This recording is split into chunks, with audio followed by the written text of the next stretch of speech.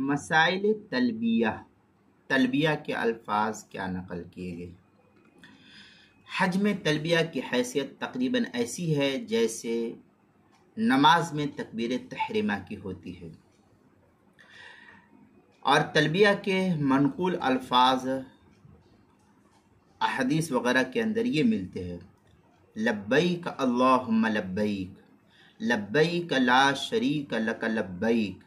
ان الحمد والنعمت لک والملک لا شریک لک۔ یہ بخاری شریف کے الفاظ ہے، جلد نمبر 1 صفحہ نمبر 210، مسلم شریف جلد نمبر 1 صفحہ نمبر 375، غنیۃ الناسک صفحہ نمبر 73۔ ترجمہ ہے: میں حاضر ہوں اے اللہ، میں حاضر ہوں، میں حاضر ہوں، آپ کا کوئی ساجی نہیں، میں حاضر ہوں، ہر طرح کا شکر اور سب نعمتیں صرف آپ ہی کے لیے ہیں،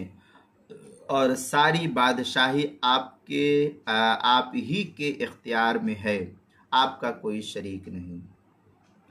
دیگر اذکار مثلا لا الہ الا اللہ اور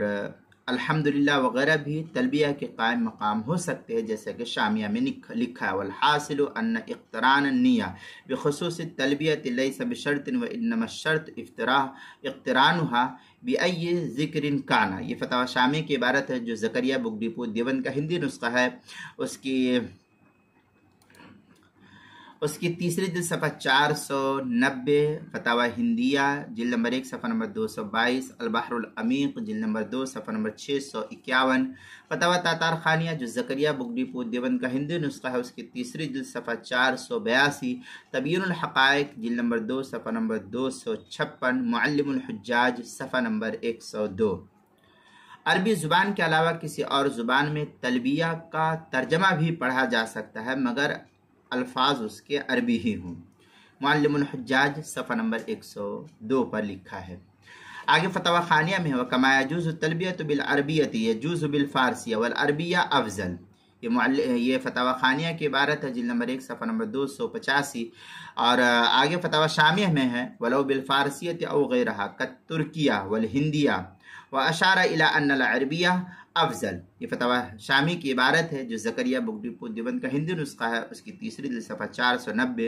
البحر العمیق جلد نمبر 2 صفحہ نمبر 671، فتاوی تاتار خانیہ جو زکریا بک ڈپو دیوبند کا ہندی نسخہ، اس کی تیسری جلد صفحہ نمبر 488، کتاب المسائل اس کی تیسری جلد صفحہ نمبر 141، عنوان ہے مسائل تلبیہ، تلبیہ کے الفاظ، اس عنوان کے تحت جو اس مسئلے کو نقل کیا گیا ہے۔